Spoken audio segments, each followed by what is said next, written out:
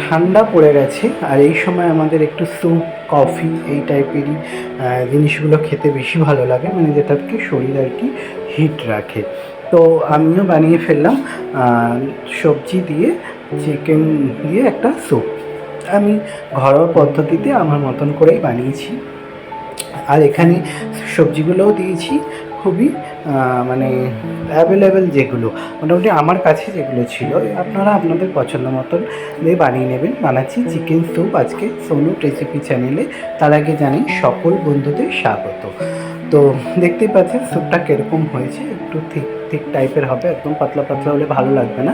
আর এখানে কি কি সবজি দিয়েছি দেখতে পাচ্ছেন, বিনস দিয়েছি, গাজর দিয়েছি, সুইট কর্ন দিয়েছি, আপনার বেল পেপার ইয়েলো কালারের ছিল, আর ক্যাপসিকাম দিয়েছি, আর মাশরুম।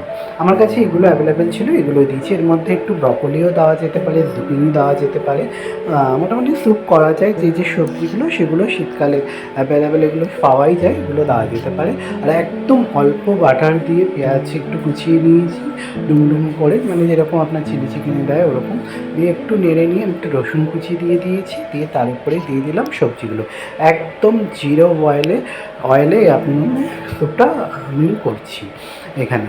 আপনারা চাইলে এখানে আরেকটু বাটার দিতেও পারেন, আমি আরেকটু বাটার দেবো পরে উপরে টপিংয়ে।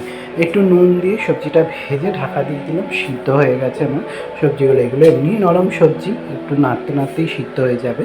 তো মোটামুটি সিদ্ধ হয়ে গেছে। আর চিকেনটা আমি একটু নুন দিয়ে, একটু গোলমরিচ গুঁড়ো আর একটু বাটার দিয়ে প্রেশারে দুটো সিটি দিয়ে দিয়েছিলাম, দিয়ে রেখে দিয়েছি। তারপরে কাঁটা চামচ দিয়ে চিকেনগুলো ছাড়িয়ে হাড়টাকে আলাদা করে দিয়েছি। আর যে চিকেনের যে জলটা বেরিয়েছিল সিদ্ধ করে, যে স্টকটা বেরিয়েছিল, ওটাই আমি এখানে স্যুপে দিয়ে দিলাম আর চিকেনটা দিয়ে দিলাম। এবার ভালো করে সব একসঙ্গে মিশিয়ে একটু গরম জল দিয়ে দেবো। ঠান্ডা জল এখানে দিলে একটু পাঞ্চা পাঞ্চা হয়ে যাবে, ঠান্ডা জল দেবেন না, একটু উষ্ণ গরম জল দিলেই স্যুপটা ভালো হয়।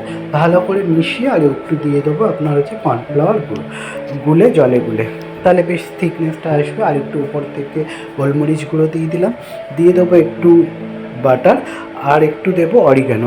আমার কাছে ছিল তাই এটা অপশনাল, না দিলেও চলে। নুনটা যে যা স্বাদ মতন দেবেন, দিয়ে ভালো করে নেড়ে দেখুন। আর একটু জল দেবো, দিয়ে একটু পাতলা করব, আর একটু কর্নফ্লাওয়ার গুঁড়ো একটু ঢেকে রাখলাম 5 মিনিটের জন্য।